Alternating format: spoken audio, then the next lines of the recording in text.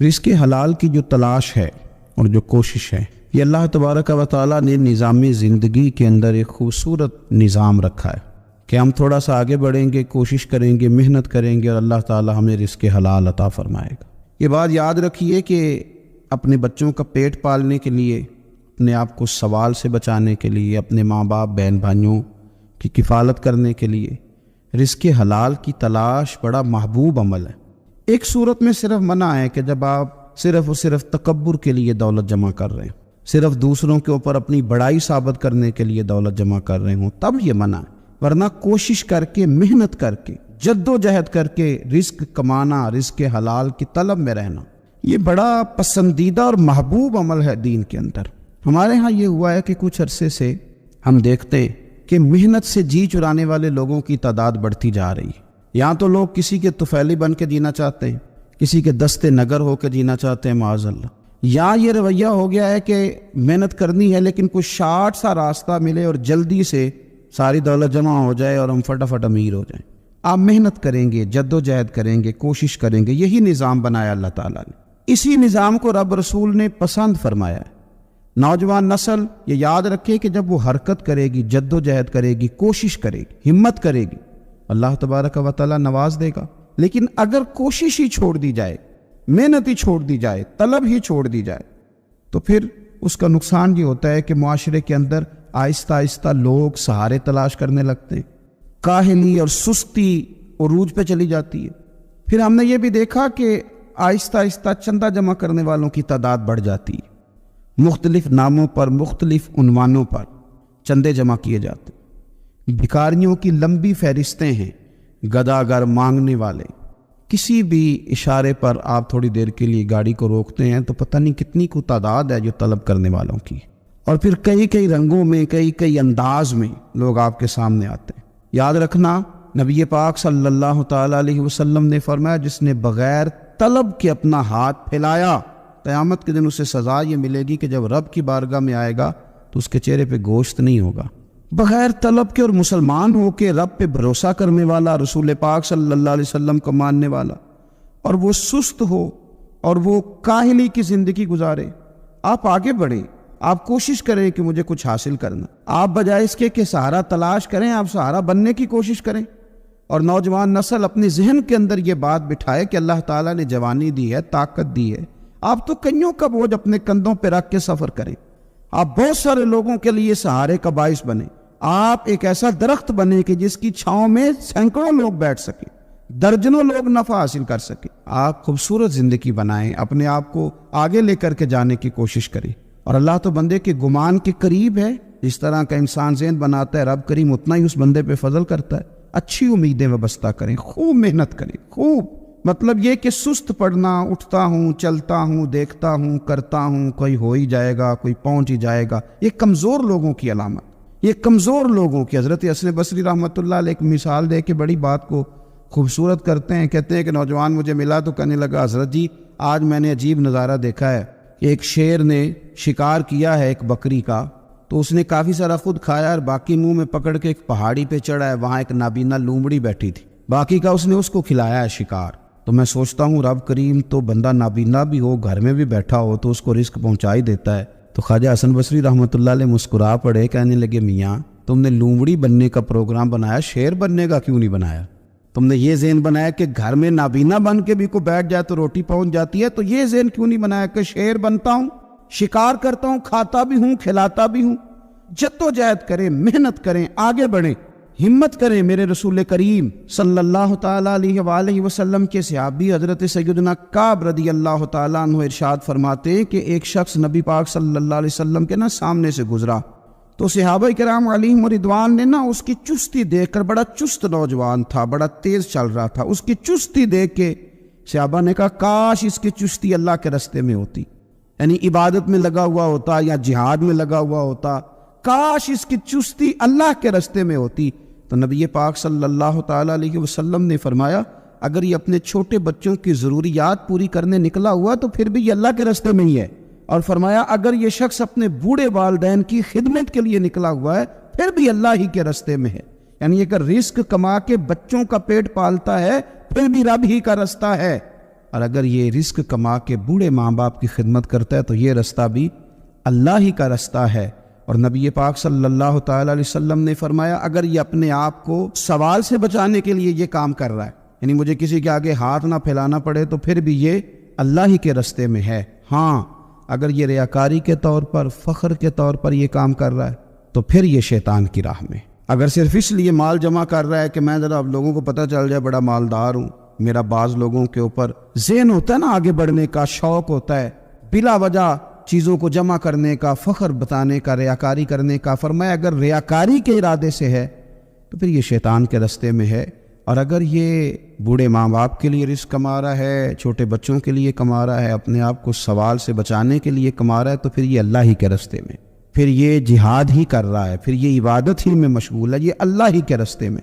رسول کریم صلی اللہ تعالیٰ علیہ وسلم نے جو سبق ہمیں پڑھایا نا، وہ صرف یہ ہے کہ رزق کماتے وقت تمہاری نیت کا اعتبار ہے، تمہارا ارادہ کیا تھا۔ رزق کماتے وقت ارادہ کیا تھا؟ بہت بڑے بنگلے بنانے کا ارادہ تھا، جائیدادیں جمع کرنے کا ارادہ تھا، بعض رشتہ داروں کو نیچا دکھانے کا ارادہ تھا، بلا وجہ ڈینگے مارنے کا اور اونچی اونچی باتیں کرنے کا ارادہ تھا، یا تمہارا ارادہ یہ تھا کہ حلال آ جائے تاکہ میں سوال سے بچ جاؤں، تاکہ مجھے کسی کے سامنے ہاتھ نہ پھیلانا پڑے؟ یہ حدیث ہمیں صحیح بخاری میں ملتی ہے۔ نبی پاک صلی اللہ تعالیٰ علیہ وسلم نے فرمایا بے شک مال بڑا سرسبز ہے اور بڑا میٹھا ہے۔ فرمایا جس نے اچھی نیت کے ساتھ مال حاصل کیا نا، بڑا میٹھا ہے، بڑا سرسبز ہے، اور جس نے اچھی نیت کے ساتھ حاصل کیا اللہ اسے برکت عطا کر دے گا۔ تھوڑے پیسوں میں برکت ہو جائے گی، تھوڑے میں بھی، کئی دفعہ تھوڑے پیسے ہوں گے پر ختم نہیں ہوں گے، ان میں برکت ہو جائے گی، نیت اگر ٹھیک ہے۔ اور حضور صلی اللہ تعالیٰ علیہ وآلہ وسلم نے ارشاد فرمایا اگر کسی نے بری نیت کے ساتھ حاصل کیا تو اس میں برکت نہیں ہوگی، اس کے اندر پھر اس کے لیے وہ خیر نہیں ہوگی جو اچھی نیت پہ ہوتی۔ اور فرمایا یہ ایسا رزق ہے جسے کھائے گا پر پیٹ نہیں بھرے گا، سیر نہیں ہوگا۔ رزق کس نے کھا لیا ہے؟ چونکہ نیت یہ تھی نا کہ تفاخر کے لیے جمع کرنا، دولت ہونی چاہیے، بنگلہ ہونا چاہیے، لوگوں کو پتہ چلے کہ یہاں بھی ایک سیٹ صاحب ہوتے ہیں۔ تو یہ نیت پر ڈپینڈ کرتا ہے کہ آپ کا ارادہ رزق کماتے کیا ہے۔ بہت زیادہ محنت کرنے کی کوشش کریں، بالخصوص نوجوان اپنے دلوں کے اندر یہ جد و جہد پیدا کریں کہ ہم نے محنت کر کے رزق کمانا ہے۔ یہ جو ہاتھ پھیلاتے ہیں یہ بزدل لوگ ہوتے ہیں، یہ کمزور لوگ ہوتے ہیں۔ یہ ہاتھ جب کسی کے آگے کوئی شخص پھیلاتا ہے تو اپنی خودداری کا سودا کرتا ہے، اپنی عزت بیچتا ہے، اپنے وقار کو داؤ پہ لگاتا ہے۔ جب وہ ہاتھ پھیلاتا ہے، کشکول طلب جب دراز کرتا ہے، کبھی بھی اللہ کے علاوہ، اللہ کے محبوب علیہ السلام کے علاوہ آپ کسی کے سامنے کشکول طلب دراز نہ کریں۔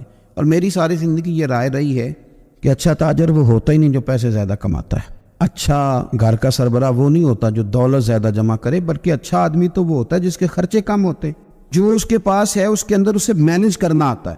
اگر اس کے پاس 1000 روپے ہے تو اسے سارا دن 1000 میں نکالنا آ جائے تو اس شخص کی عزت محفوظ ہے، اس کی عزت محفوظ ہے۔ اور اگر 10,000 کے اندر بھی اسے طبیعت نہیں ہے، اسے چاہت نہیں ہے، اسے خبر ہی نہیں ہے میں نے کس طرح وقت گزارنا ہے، تو پھر یہ شخص اپنے آپ کو بھی رسوا کرے گا اور اپنوں کے لیے بھی شرمندگی کا باعث بنے گا۔ محنت کریں، کوشش کریں، اپنے آپ کو فارغ نہ رکھیں۔ فارغ آدمی کو زنگ لگ جاتا ہے۔ فارغ تو کوئی گھر پڑا رہے تو بعض لوگ کہنے لگتے ہیں کہ یہاں تو جنوں کا قبضہ ہو گیا ہے۔ فارغ ذہنوں پر شیطانوں کا قبضہ ہو جاتا ہے۔ کچھ کریں، محنت کریں، جد و جہد کریں، آگے بڑھیں۔ ہمارے بزرگ فرماتے ہیں کہ پانی چل رہا ہو تو وہ پاک ہوتا ہے، اگر کھڑا ہو جائے تو پھر اس کے پاک ہونے کا مسئلہ بدل جاتا ہے۔ چلتے رہیں، حرکت کریں، جد و جہد کریں، آگے بڑھیں، ہمت کریں۔ جو لوگ ہمت کرتے ہیں رب تعالیٰ ان کی مدد کرتا ہے۔ آپ تجارت کریں، حضور صلی اللہ علیہ وسلم نے تجارت فرمائی، نبی پاک صلی اللہ علیہ وسلم نے تجارت فرمائی۔ کتنا بڑا درجہ حضور نے ارشاد فرمایا۔ اللہ کے پیارے محبوب صلی اللہ تعالیٰ علیہ وسلم ارشاد فرمانے لگے، یہ حدیث پاک آپ کو ترمذی میں اور دیگر کتابوں میں ملے گی۔ فرمایا جو تاجر سچا ہوگا نا، تجارت کرے پر سچ بولے، سودا جو ہے وہی بتائے، سچا جو تاجر ہوگا اسے اللہ تبارک و تعالیٰ قیامت کے دن نبیوں، صدیقوں اور شہیدوں کے ساتھ جگہ عطا فرمائے گا۔ اور اتنا بڑا درجہ، یعنی اسے صدیقین کے ساتھ کھڑا کر دیا، شہداء کے ساتھ، حالانکہ یہ شہید نہیں ہوا، یہ تو دکان کرتا رہا وقت پہ، اللہ نے اسے اپنے انبیاء کے ساتھ جگہ دے دی۔ اس کا مطلب ہے رب صرف مسجد میں نہیں ملتا، دکان پہ بھی مل جاتا ہے۔ شرط یہ ہے کہ دیانتداری کے ساتھ تجارت کی جائے، دیانتداری کے ساتھ۔ ایک تو یہ کہ یہ کام کرے، پھر یہ کہ بہت سارے صحابہ کھیتی باڑی کرتے تھے، بہت سارے صحابہ اور حضور صلی اللہ تعالی علیہ وسلم نے فرمایا اگر تم نے کوئی درخت لگایا، پودا لگایا، تو جو بھی جاندار اس سے نفع حاصل کرے گا اللہ تمہیں اس کا اجر عطا کرے گا۔ کوئی بھی آپ کھیتی باڑی کریں، محنت کریں، جد و جہد کریں، پھر اس سے آگے ہاتھ سے مزدوری کرنا ہے، ہاتھ سے مزدوری۔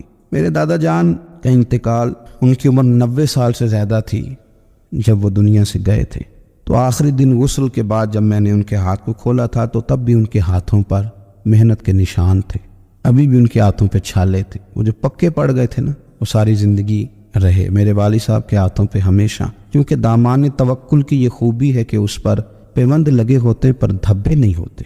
محنت آپ کریں، محنت کے نشان ہونے چاہیے، کرپشن کے داغ نہیں ہونے چاہیے۔ آپ تھک جائیں کام کرتے، لیکن میرے بھائی اس طرح نہ ہو کہ لوگ، میں نے کئی دفعہ کہا ہے کہ روب کپڑوں کا نہیں ہوتا، روب تو کردار کا ہوتا ہے۔ کروڑوں روپے کا آپ مکان بنا لیں، گاڑی خرید لیں، لیکن آپ کا پیسہ کرپشن کا ہے تو لوگ دروازے کے سامنے کھڑے ہو کے کہتے ہیں 2 نمبر طریقے سے کمایا۔ لیکن چھوٹا سا کوئی ملازم ہو کسی دفتر میں، ہو دیانتدار، تو لوگ دروازے کے سامنے بڑا افسر بھی کھڑا ہو کے کہتا ہے یار یہ بندہ نہ رشوت لیتا ہے نہ ناجائز سفارش سنتا ہے، اس سے ذرا احتیاط سے بات کرنی ہے۔ تو بتلائیے روب کپڑوں کا ہے کہ کردار کا ہے، دولت کا ہے کہ کردار کا ہے؟ کردار کی عظمت ہوتی ہے۔ اس لیے میرے نبی پاک صلی اللہ تعالی علیہ وسلم نے فرمایا کسی بندے نے بھی، یہ بخاری ہے، حضور فرماتے ہیں کسی نے بھی اپنے ہاتھ سے زیادہ بہتر کھانا کوئی نہیں کھایا، اپنے ہاتھ کی کمائی سے زیادہ بہتر کسی بندے نے کھانا نہیں کھایا۔ اور فرمایا اللہ کے نبی حضرت داؤد علیہ السلام اپنے ہاتھوں سے کمائی کر کے کھایا کرتے تھے، اپنے ہاتھوں سے محنت کر کے کھاتے تھے۔ سب سے بہترین کھانا آپ وہ کھاتے ہیں جو آپ اپنے ہاتھوں سے محنت کرتے ہیں، مشقت کرتے ہیں، آپ کوشش کر کے جو کھانا آپ محنت کر کے کماتے ہیں۔ یہ مزدور بڑے شاندار لوگ ہوتے ہیں، یہ کسان بڑے شاندار لوگ ہوتے ہیں۔ میں نے دیکھا ہے رات کی تنہائیوں میں اٹھ کے کھیتوں کو پانی لگاتے، میں نے ان کو جانوروں سے پیار کرتے دیکھا ہے، ان کو محبت کرتے دیکھا ہے۔ میں نے دیکھا ہے کہ یہ بہت سارے دنیاوی تکلفات سے نکل جاتے ہیں، ان کو زیادہ فکر نہیں رہتی کہ میرے کپڑوں پہ دھبے ہیں کہ یہاں کس طرح کا ماحول ہے۔ میں نے دیکھا ہے کہ ان کی عیدیں تک اپنے جانوروں کے ساتھ گزرتی ہیں، ان کے ساتھ وقت گزارتے ہیں، پیار کرتے ہیں۔ آپ جب محنت کا ارادہ کرتے ہیں تو اللہ بڑا نوازتا ہے۔ اپنی زندگی محنت والی، جد و جہد والی بنائیں۔ اور یاد رکھیں ہماری سوسائٹی کے اندر اتنے زیادہ غم نہیں ہیں، سب سے زیادہ پریشانی یہ ہے کہ جوان سست ہو گئے۔ علامہ اقبال نے کہا تھا لہو مجھ کو رلاتی ہے جوانوں کی تن آسانی۔ جوان اصل میں کمزور ہو گئے، اس لیے خرابی زیادہ بڑھ گئی۔ اگر جوان تازہ دم ہو، سستی کو چھوڑیں، آگے بڑھنے کا جذبہ پیدا کریں۔ اٹھ باندھ کمر کیوں ڈرتا ہے، پھر دیکھ خدا کیا کرتا ہے۔ کوشش کریں، ہمت کریں، محنت کے ساتھ رزق کمائیں، اپنوں کا سہارا بنیں، اپنوں سے پیار کریں۔ اتنے زیادہ غریب لوگ نہیں ہیں ہمارے ہاں، صرف یہ ہے کہ جو محنت کر سکتے ہیں انہوں نے محنت چھوڑ دی ہے۔ سورہ ابراہیم کی پہلی آیہ مبارکہ میں فرمایا کہ الف لام را کتاب انزلناہ الیک لتخرج الناس من الظلمات الی النور۔ فرمایا اے محبوب علیہ السلام، یہ کتاب ہم نے آپ پر نازل کی ہے تاکہ آپ لوگوں کو اندھیروں سے نور کی طرف لے جائیں، تاکہ آپ لوگوں کو اندھیروں سے نکال کے نور عطا فرما دے۔ بِإِذْنِ رَبِّهِمْ إِلَىٰ صِرَاط، اور اپنے رب کے حکم سے اپنے رب کے رستے کی طرف لوگوں کو لے دے۔ العزیز الحمید، وہ رب جو بڑا غالب بھی ہے اور جو حمد کیا گیا ہے، اس کی حمد کی جاتی، اس کے رستے کی طرف آپ لوگوں کو لے جائیں۔ من الظلمات الی النور، لوگوں کو اندھیروں سے نکالیں اور ظلمات سے نکال کے انہیں نور دے۔ ہمارے مفسرین کرام نے یہاں لکھا ہے کہ یہ دیکھ لیں کہ قرآن مجید نے ظلمات، اندھیرے جب بیان کیے تو جمع کا صیغہ استعمال کیا، اور جب الی النور کہا تو واحد کا صیغہ استعمال کیا۔ ظلمات زیادہ ہیں اور نور ایک ہے، اندھیرے زیادہ ہیں اور روشنی ایک ہے۔ معنی کیا ہے کہ کائنات میں جتنے بھی اندھیرے ہیں ان سب سے دور کرنے والی روشنی ایک ہی ہے جو مدینے والے رسول کے پاس موجود، جو نبی پاک صلی اللہ علیہ وسلم کی بارگاہ میں موجود ہے، جو حضور کے پاس موجود ہے۔ یہ روشنی ایک ہی ہے، اندھیرے بے شمار ہیں، کثرت سے اندھیرے ہیں۔ ایک اندھیرا کفر کا ہے، ایک اندھیرا نفاق کا ہے، ایک اندھیرا جہالت کا ہے، ایک اندھیرا غربت کا ہے، ایک اندھیرا تنہائی کا ہے، ایک اندھیرا مایوسی کا ہے۔ یہ سارے اندھیرے نکلیں گے کیسے؟ جب ہم کسی اور سے روشنی نہیں لیں گے، روشنی لیں گے رسول پاک کی بارگاہ سے۔ اعلیٰ حضرت فاضل بریلوی رحمۃ اللہ تعالیٰ علیہ نے نا ایک بات یہاں بیان فرمائی ہے، وہ بڑی عجیب اور بڑی انوکھی ہے۔ اعلیٰ حضرت فرماتے ہیں کہیں اور سے تم روشنی لوگے نا تو یہ پہر دو پہر رہے گی، یہ جتنی چاندنی جتنی روشنی ہے یہ ڈھل جاتی ہے، ڈھل رہی ہوتی ہے۔ یہ چاند کی جو چاندنی ہے نا یہ ڈھلتی ہے، پورے عروج پہ جاتا ہے، پھر کم ہوتا ہے، پھر کم ہوتا ہے، پھر کم ہوتا ہے، پھر کم ہوتا ہے۔ فرماتے ایک روشنی ایسی ہے جو کبھی کم نہیں ہوتی، اور اس روشنی کا نام نور مصطفیٰ ہے صلی اللہ تعالیٰ علیہ وسلم۔ فرمانے لگے ماہ مدینہ اپنی تجلی عطا کریں، اے ماہ مدینہ اپنے تجلی عطا کرے۔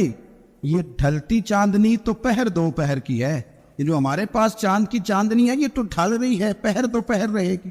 اے ماہ مدینہ آپ اپنی تجلی عطا، یا رسول اللہ ایک اندھیرے سے نکلیں گے دوسرے میں گم ہو جائیں گے، دوسرے سے نکلیں گے تو پتہ نہیں کون سا راستہ ملے گا، آپ مہربانی کریں، اے ماہ مدینہ ہمیں اپنی تجلی عطا کریں، آپ اپنا کرم فرمائیں۔ اندھیرے بہت سارے، نور ایک ہی ہے، نور ایک ہی ہے، اور اس نور کا نام محمد مصطفیٰ ہے صلی اللہ تعالیٰ علیہ وسلم۔ نور ایک ہے میرے عزیز، آپ جتنا مرضی بھاگ لیں، جتنا مرضی دوڑ لیں، جتنی مرضی آپ ترقی کر لیں، پڑھ لیں، جو مرضی کر لیں، اندھیرے پیچھا نہیں چھوڑتے، اس لیے کہ یہ اندھیرے گہرے ہیں، ان کے مختلف روپ ہیں، ان کے مختلف رنگ ہیں، یہ مختلف طرح کے اندھیرے ہیں۔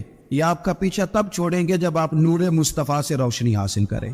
میرے رسول پاک صلی اللہ علیہ وسلم نے ہمیں روشنی دی ہے، میلاد والے محبوب صلی اللہ تعالیٰ علیہ وسلم نے ہمیں نور دیا ہے، اور ہر موقع پر روشنی دی ہے، ہر موقع پر۔ کسی ایک موضوع پر آپ رسول پاک صلی اللہ تعالیٰ علیہ وسلم کی کسی ایک موقع پر آپ حضور کی تعلیمات حاصل کرنا چاہیں گے تو درجنوں حدیثیں ملیں گی، آپ کو سینکڑوں کے لحاظ سے اشارے اور تعلیمات ملیں گی، ہر چیز آپ کو میسر آئے گی اور آپ کو لطف آئے گا۔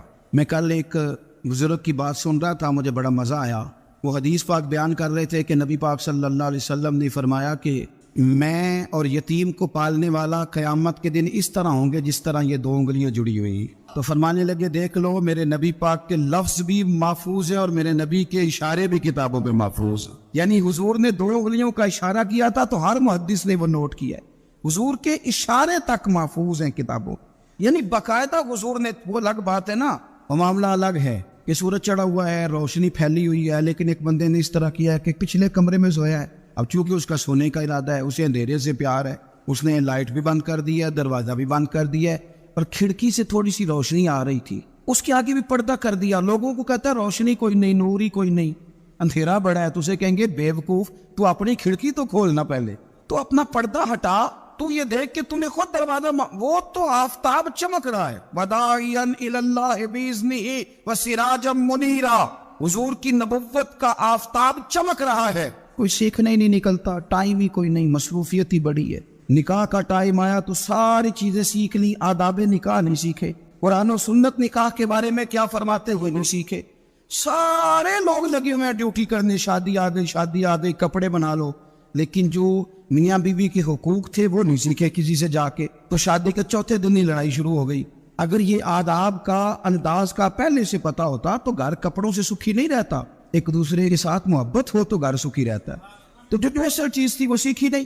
یہی رویہ ہمارا سارے کاموں میں، محبوب نے جو ہمیں ہدایت عطا فرمائی تھی، جو روشنی دی تھی، ہم نے اس سے فائدہ نہیں لیا۔ اور اب میلاد شریف کا مہینہ آیا ہے تو میلاد شریف کا مہینہ بھی آپ نے یہ محفلیں ان لوگوں کے سپرد کرنی ہیں جو اللہ خیر کرے، ہاتھ میں جن کے سپیکر ہوگا، کبھی بھاگ کے ادھر جائیں گے، کبھی دوڑ کے ادھر جائیں گے، اور وہ کہیں گے کہ میں تمہیں میلاد سنا رہا ہوں، تمہیں کیا پتا، میں بتاتا ہوں۔ آپ نقطے نہ بیان کریں، آپ میلاد والے رسول صلی اللہ علیہ وسلم کی سیرت کا ایک باب کھولیں، آپ بتائیں نبی پاک صلی اللہ علیہ وسلم نے بحیثیت باپ کیسے وقت گزارا ہے، بحیثیت ایک شوہر کے کیسے وقت، آپ ایک ایک چیپٹر سیرت کا کھولیں، آپ لوگوں کو تعلیم دیں، بس کریں، کروڑوں روپے جلسوں پہ لگتا ہے، کیا دے رہے ہیں آپ قوم کو؟ اور قوم بھی کہتی ہے بڑا چسکا آیا، بڑے نقطے سنے، کچھ آداب بھی سیکھے، اس میں سے ملا بھی، یہ محفل ہے، آج کو میلہ نہ بنائیں، میلہ اور ہوتا ہے، محفل اور ہوتی ہے۔ میلے میں لوگ جاتے ہیں، گھوم پھر کے آتے، کہتے ہیں پنگوڑے اچھے تھے، اس کے اندر کھلونوں کی دکانیں اچھی تھی۔ میلہ میلہ ہوتا ہے اور محفل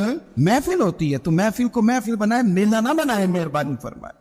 میرے عزیز، آپ میری بات پر غور کریں گے اور اسے یاد رکھیں گے۔ ایک تو ہے کہ ایز اے اسپیشل میرے نبی پاک نے تعلیمات، اور ایک یہ کہ حضور ویسے کسی سے گفتگو کرے تو اللہ اسے ہدایت عطا فرما دے۔ اسیرۃ النبویہ میں موجود ہے، حضرت بریدہ اسلمی رضی اللہ تعالیٰ عنہ صحابی ہیں، وہ فرماتے کہ جب ابو جہل نے اعلان کیا نا کہ جو معاذ اللہ ثم معاذ اللہ نقل کفر نہ باشد، حضور ہجرت کر کے مکہ مکرمہ سے مدینہ طیبہ جا رہے، تو جو سید عالم صلی اللہ علیہ وسلم کو گرفتار کرے گا اسے 100 سرخ اونٹ دیے جائیں گے۔ آج ہمارے زمانے میں سائبر نسل کی گائے بھینس بڑی مہنگی ہے، تو 100 گائے وہاں سے لے آئے تو کتنے کروڑ بنا۔ عرب میں سرخ اونٹ بڑا مہنگا تھا اور 100 ملے گا تو بڑے بڑے لوگوں کے لیے بڑا اچھا موقع مل گیا امیر بننے کا، تو بڑے لوگ بھاگے۔ بریدہ کہتے ہیں میں اکیلا نہیں، 70 بندے میں نے ساتھ لیے، چونکہ انعام ہی بہت تگڑا تھا۔ 70 بندے ساتھ لے کے میں گیا حضور کو گرفتار کرنے، تو مکہ مکرمہ سے کوئی 70-75 کلومیٹر کے فاصلے پر میں نے نبی پاک صلی اللہ علیہ وسلم اور جناب صدیق اکبر کو پا لیا۔ کہتے ہیں جب 70 سواروں کے ساتھ، ان کے ہاتھ میں نیزے ہیں، تلواریں ہیں، ان 70 سواروں کے ساتھ جب میں وہاں پہنچا اور جناب صدیق اکبر رضی اللہ تعالیٰ عنہ نے ہمیں آتے ہوئے دیکھا تو تھوڑا گھبرائے۔ کہتے ہیں صدیق اکبر گھبرا رہے تھے کہ 70-71 بندے آگے، پر حضور زیر لب تھوڑا تھوڑا مسکرا رہے، اور نبی پاک صلی اللہ علیہ وسلم بڑے اطمینان کے ساتھ بیٹھے۔ بریدہ آ گئے اور جب آ کے کھڑے ہوئے نا تو حضور نے پوچھا تمہارا نام کیا ہے؟ ایک بندہ گرفتار کر دیا آیا ہے۔ میں نے کہا کہ جب آپ کو بڑا ڈر چڑھا ہو تو روشنی مدینے والے رسول عطا کرے گی، چاروں جانب خوف ہو تو نور میرے نبی سے لے لو، انشاءاللہ دل ٹھنڈا ہو جائے گا۔ حضور نے نہ پوچھا تھا، بندہ پکڑنے آیا ہے، وہ آیا ہے 70 بندے لے کے گرفتار کرنے۔ حضور پوچھتے ہیں تیرا نام کیا ہے؟ کہتے بریدہ، برد عربی میں ٹھنڈے کو کہتے ہیں۔ حضور جناب صدیق اکبر کی طرف دیکھ کے فرمانے لگے کوئی ڈرنے والی بات نہیں ہے، تو معاملہ ہی ٹھنڈا ہے سارا۔ حضور فرمانے لگے تیرا قبیلہ کون سا ہے؟ کہنے لگے حضور بنو اسلم۔ اسلم سلام، یہ سلامتی سے نکلے۔ اس نے کہا بنو اسلم میں سے ہوں، تو حضور فرمانے لگے ابو بکر یہ اور مسئلہ ٹھیک ہو گیا، یہ تو معاملہ کوئی فتنے والا نہیں ہے، تو سارا کام ہی سلامتی والا ہے۔ حضور نے تیسرا سوال کیا اور آخری سوال کیا، فرمانے لگے بنو اسلم قبیلے کی تو بڑی شاخیں ہیں، تو کس شاخ سے؟ کہا حضور بنو سہم میں سے۔ سہم کا معنی حصہ۔ تو حضور فرمانے لگے تو فکر نہ کر، تجھے تیرا حصہ ملے گا۔ تو حضرت بریدہ کہتے ہیں میں نے کہا پھر آپ کا نام کیا ہے؟ تو حضور فرمانے لگے میں وہ محمد ہوں جسے اللہ نے اپنا رسول بنا کے بھیجا ہے، میں وہ محمد ہوں صلی اللہ علیہ وسلم جسے اللہ نے اپنا رسول بنا کے بھیجا ہے۔ تو بریدہ آگے بڑھے اور اپنا ہاتھ آگے کر کے کہنے لگے آپ نے فرمایا تھا نا کہ حصہ ملے گا، تو پھر مجھے پڑھائی کرنا، میں بھی مسلمان ہونا چاہتا، مل گیا حصہ۔ حضور روٹین کی بات چیت کرے تو اللہ ہدایت عطا کر دے، روٹین کی بات چیت کرے تو بھائی جو ایز اے اسپیشل حضور کا دین سیکھے، جو غور کر کے سیکھے، ہر پریشانی آپ کی، ہر اور یار بندوں کی نہیں جانوروں کی بھی، صرف بندوں کی نہیں جانوروں کی بھی، ترغیب و ترہیب دیکھیے۔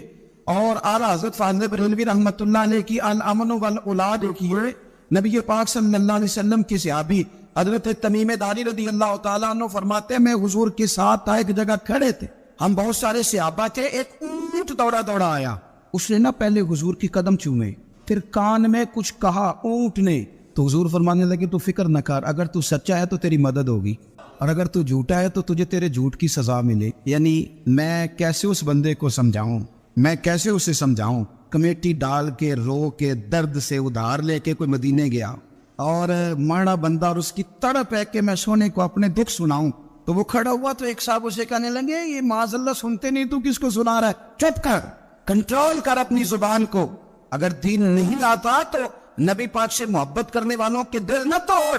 جو رسول اونٹوں کی بولیاں بڑے خوب طریقے سے جانتے ہیں، وہ اپنی غلاموں کی باتوں کو نہیں سنتے۔ یہ تمہیں کیسی بات کر دی؟ اعلیٰ حضرت کہتے ہیں لب واہ ہے، آنکھیں بند ہیں، پھر بھی پھیلی ہیں جھولیاں۔ کہتے ہیں لب کھلے ہیں، آنکھیں بند ہیں، اور میری جھولی پھیلی ہے، میری جھولی۔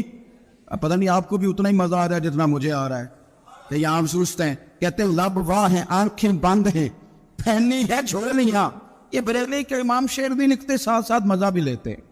آپ ذرا اندازہ کیجیے بات کرنے کا۔ کہنے لگے میں کھڑا ہوں حضور کی جالی کے سامنے، اور کیفیت میری یہ ہے کہ لب واہ ہے، آنکھیں بند ہیں، پھیلی ہے جھولیاں۔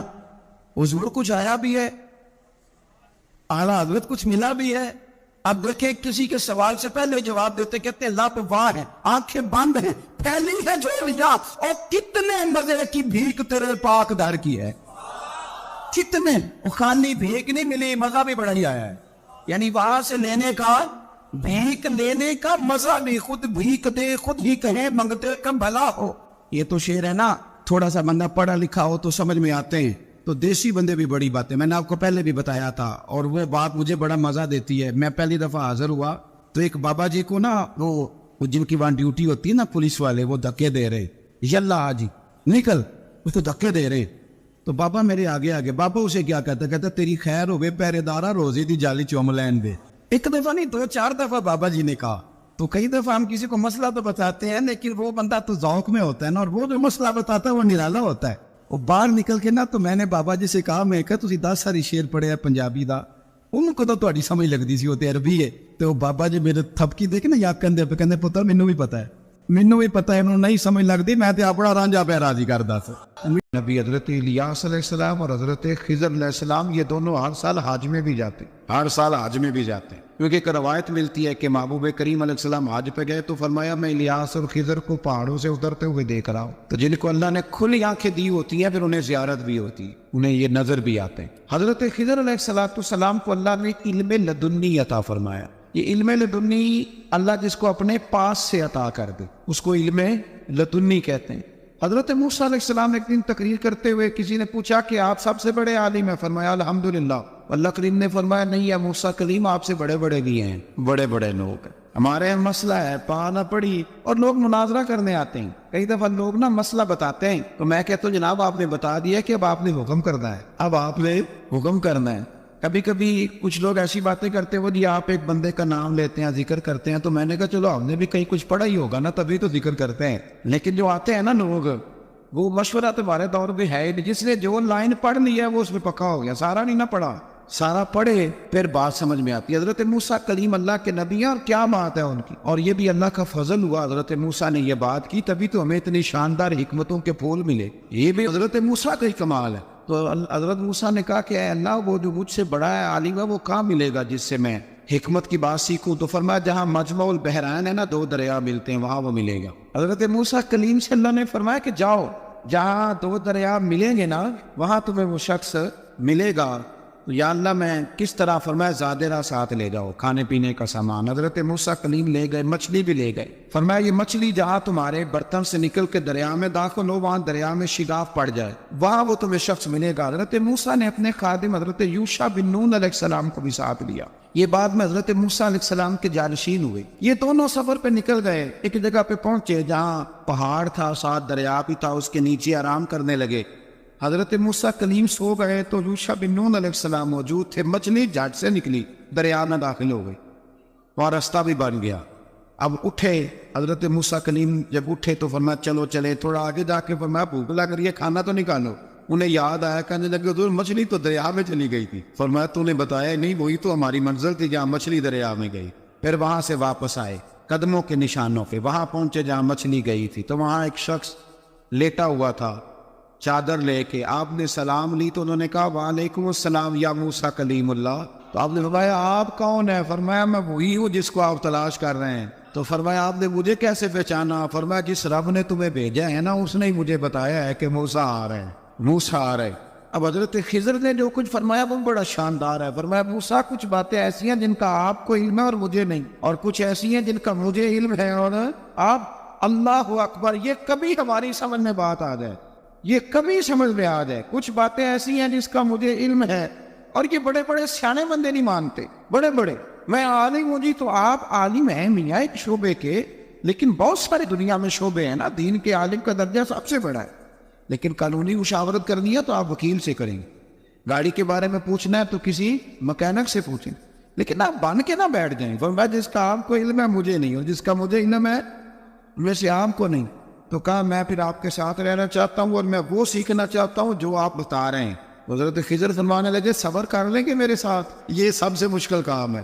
یہ سب سے، یعنی ہر بات کی تو یہاں لوگوں کو وضاحت چاہیے. کھانسے بھی تو آپ کو بتانا پڑے گا کھانسے کیوں، ہنسے بھی تو آپ کو بتانا پڑے گا ہنسے کیوں. بھئی بزرگ ہیں، بزرگوں کی باتوں میں حکمتیں ہوتی ہیں، لیکن ہم حکمت کی طرف جانے کو تیار نہیں ہوتے. ہمیں تو فوری طور پہ جواب چاہیے، حل چاہیے. حضرت موسیٰ علیہ السلام جناب خضر کے ساتھ چلے. فرمایا صبر کروں گا، میں چلتا ہوں آپ کے ساتھ. دریا کے قریب گئے کشتی میں بیٹھنے کے لیے، تو کشتی والوں نے حضرت خضر کو پہچان لیا، بغیر کرائے کے سوار کرایا. اور جب پار اترنے لگے تو حضرت خضر نے کشتی کا ایک تختہ ہی توڑ دیا حضرت موسیٰ کہنے لگے یہ آپ نے کیا کیا؟ انہوں نے نیکی کی، آپ نے تختہ توڑ دیا۔ فرمایا آپ کو کہا تھا نا آپ نے صبر نہیں کرنا، آپ کو کہا تھا نا۔ فرمایا چلو میں صبر کروں گا۔ تھوڑا آگے گئے تو ایک نوجوان لڑکا، ابھی چھوٹی عمر ہے، وہ ملا۔ حضرت سیدنا خضر علیہ السلام نے اسے قتل ہی کر دیا۔ فرمانے لگے آپ نے قتل ہی کر دیا؟ ایک قرآن مجید ہے بھائی، میں کبھی کبھی سوچتا ہوں یہ ہم کسی درویش کی بات سناتے تو بندے اڑ جاتے، فتوے نکلتے کہ نہ نکلتے؟ میرا خیال ہے ہر مسجد سے نکلتے، اور فتوے ایک جتنے مسجد میں نمازی ہوتے سب کے ہاتھوں میں فتوے ہوتے۔ قتل کر دیا، قتل ہی ہو گیا بندہ۔ حضرت سیدنا موسیٰ علیہ السلام فرمانے لگے آپ نے قتل ہی کر دیا۔ فرمایا میں نے کہا تھا نا آپ نے صبر نہیں کرنا۔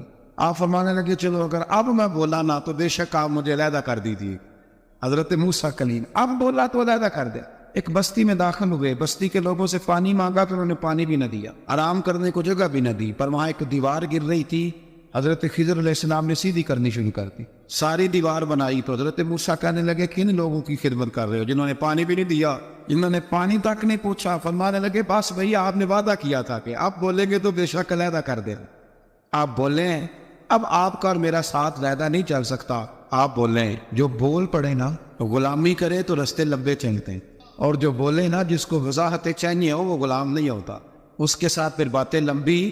ہاں تو آنکھ بند کر کے چل، ہاں آزم جاتے لائیے ہی نہ تجھے لائیے تھے، آپ پھر آنکھ بند کر کے پیچھے چل کے بات ختم ہو گئی۔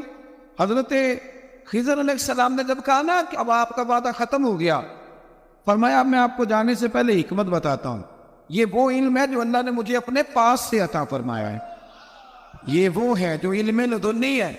کہا جناب کیا مطلب؟ فرمایا وہ جو میں نے تختہ توڑا تھا نا تو یہ مسکین بچے ہیں جن کی کشتی تھی، تو دریا کے اس پار بادشاہ کھڑا تھا، وہ جو صحیح صحیح کشتیاں ہوتی تھی قبضے کر لیتا تھا، اور جو تھوڑی سی ٹوٹی پھوٹی ہوتی تھی نا وہ چھوڑ دیا کرتا تھا۔ تو میں نے تھوڑی سی کشتی ان کی اس لیے توڑ دی ہے تاکہ دیکھے گا تو چھوڑ دے گا، اس لیے میں نے بھلا کیا ہے۔ اور فرمایا وہ جو بچہ میں نے قتل کیا نا وہ شروع سے ہی کفر کا دین دادا تھا، اس کے ماں باپ نیک تھے، اگر بڑا ہوتا جوان ہوتا تو ہو سکتا ہے ماں باپ کو بھی کفر میں مبتلا کر دے، اب اس کے بدلے اللہ انہیں سانے بیٹا عطا فرمائے۔ تو یہ بھی میں نے اللہ کے دیے ہوئے علم سے کیا۔ اور فرمایا یہ جو دیوار میں نے نبیوں کے یا ولیوں کے مزدوری کر کے دیوار بنائی ہے نا، اللہ اکبر، فرمایا یہ دیوار عام لوگوں کی نہیں، یہ یتیم بچوں کا خزانہ ہے دیوار کے نیچے، یہ گر جاتی تو خزانہ ظاہر ہو جاتا، اور بچائی اس لیے ہے کہ وَكَانَ أَبُوهُمَا صَالِحًا، ان بچوں کا باپ نیک آدمی تھا، ان کا باپ قاضی ثناء اللہ صاحب پانی پتی فرماتے ہیں ڈائریکٹ باپ نہیں تھا، 7ویں نسل میں جا کے باپ بنتا تھا۔ سن لے یہ بھی بات۔